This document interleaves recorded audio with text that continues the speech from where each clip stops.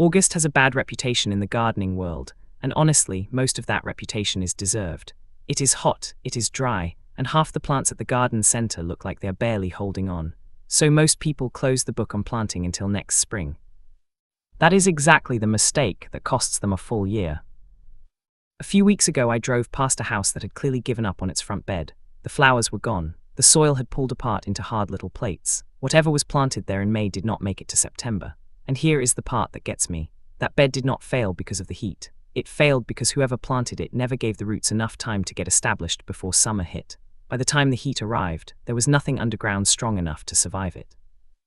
August is not the month you plant to avoid that outcome. August is the month you plant to prevent it from happening again next year. While everyone else has packed it in for the season, a specific group of tough, deep-rooted perennials are just getting started, and if you miss this window, your next real shot is not for another 12 months. If that is a mistake you would rather not make in your own yard, go ahead and hit subscribe right now, before we even get into the list. This channel breaks down a new perennial or garden topic every week, always with the research behind it, not just a list of names. For the right plants, heat is not a threat, it is fuel. Warm soil pushes roots to grow faster than they will at any other point in the year, which means a plant you put in the ground this week could be fully anchored before the first hard freeze even shows up. Every week you wait past August is a week of root growth you do not get back. Today I am walking you through 13 perennials that actually want to go in the ground right now. Stick around, because one of these plants makes its own fertilizer out of thin air. Another one is coated in a wax so delicate that a few hours of direct afternoon sun can ruin it permanently. And the last plant on this list can fail to bloom at all next year over a single mistake of about 2 inches, and almost nobody knows to watch for it. Now, before we get into the list, there are 3 quick things that make or break every plant on it. Rule number 1. Prepare the root ball before it ever touches soil. If you pull a bone-dry root ball out of its pot and drop it straight into hot ground, the surrounding dry soil will actually draw moisture out of the roots instead of the other way around. So soak the container in water for at least 1 hour before you plant. And while you are in there, check the roots.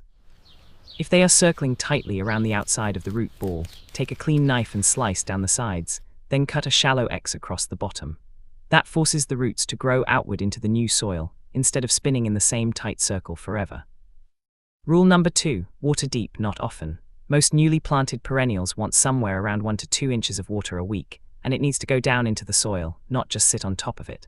A sprinkler that wets the top inch or 2 of ground is training the roots to stay shallow, which is the last place you want them when the heat comes back. Use a soaker hose or drip line if you can, and water in the morning, ideally somewhere between 6 and 10, so the plant can take up moisture before the hottest part of the day, and any water that lands on the leaves has time to dry before evening. Rule number 3, go easy on the fertilizer, especially anything high in nitrogen. Nitrogen tells a plant to grow soft new leaves, which is exactly the wrong instruction for something that should be spending its energy underground right now. On top of that, synthetic fertilizer is essentially concentrated salt, and too much of it in dry soil can actually pull water out of the roots and leave you with scorched, crispy leaf edges. If you want to feed anything this time of year, reach for something gentle, like an organic starter fertilizer, instead of a heavy synthetic blend. Get those 3 things right, and every plant on this list has a real shot at coming back stronger next year instead of struggling through its first winter. Number 1, Peony. Here is something most gardeners never figure out, even after killing 2 or 3 of these. The number 1 reason a peony refuses to bloom has nothing to do with sunlight, soil, or feeding. It comes down to 2 inches of dirt. Peonies grow from a root crown with small growth buds called eyes, and those eyes need to feel a real winter chill in order to set flowers the following spring. Plant the crown too deep, and the surrounding soil actually insulates those buds from the cold they need. The result is a plant with plenty of healthy green leaves and not a single flower, sometimes for years. The fix is simple. Keep those eyes no deeper than 1 to 2 inches below the surface. If you want an easier entry point into peonies, look for one of the newer Ito hybrids, a cross between classic peonies and tree peonies. They have thick, woody stems that never flop over and need staking, plus noticeably better heat tolerance, which makes late summer planting far less risky. Peonies are hardy in zones 3 through 8, and they like room to spread, so give them 24 to 36 inches of space. Peonies play a long, patient game underground.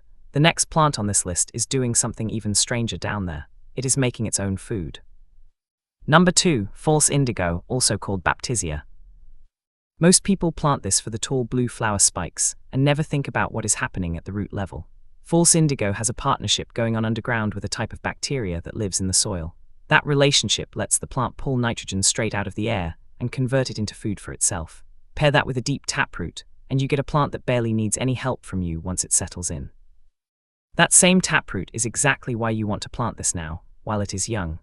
A mature false indigo with a taproot that has had years to develop is nearly impossible to dig up and move without damaging it, so a young, containerized plant going in this August gives you the easiest possible start.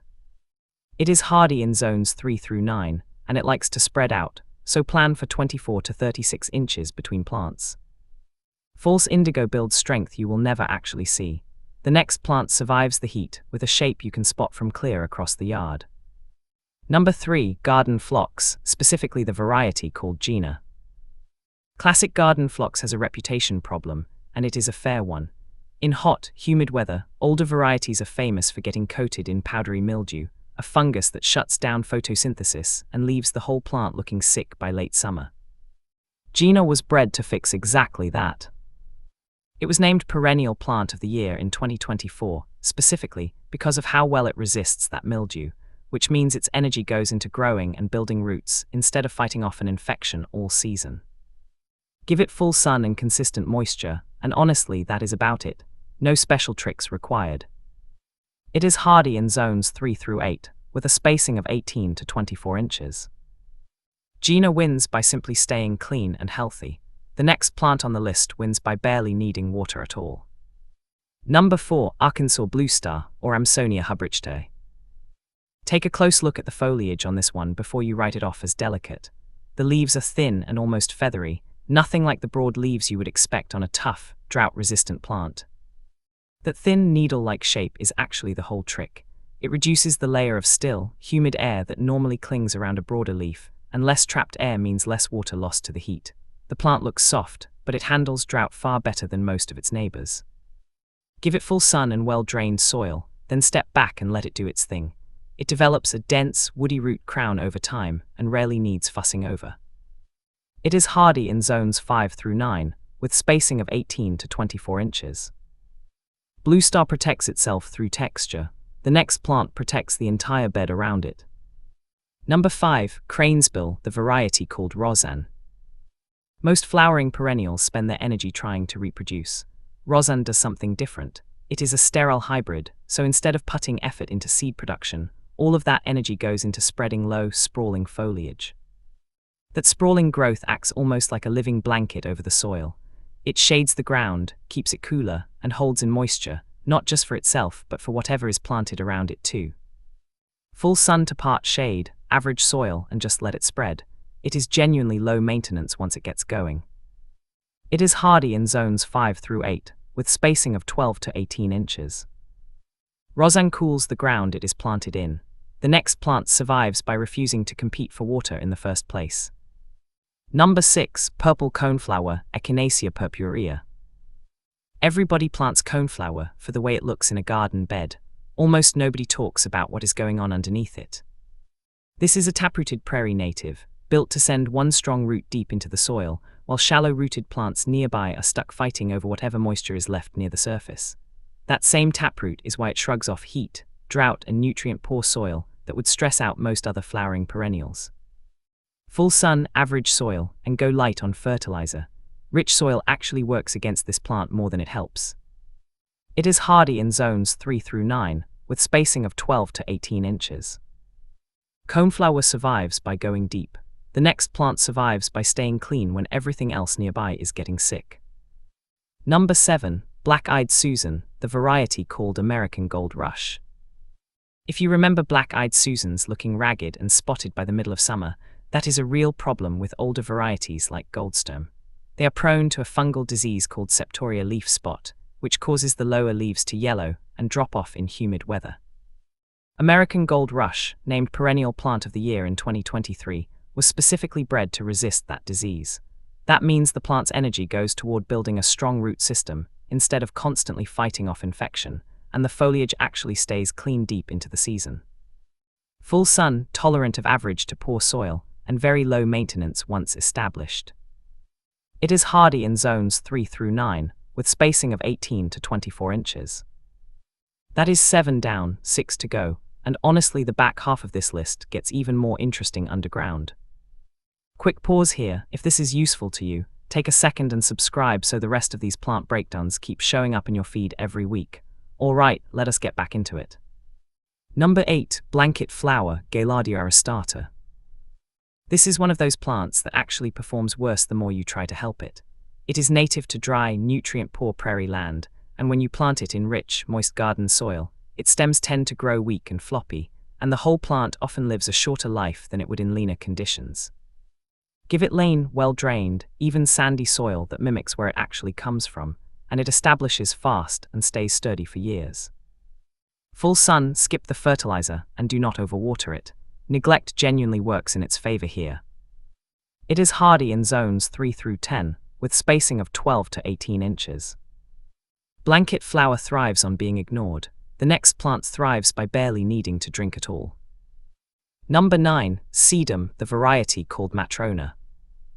This plant stores water almost the way a cactus does. Its leaves are thick and succulent, built to hold reserves of moisture that carry it through long dry stretches without any help from you.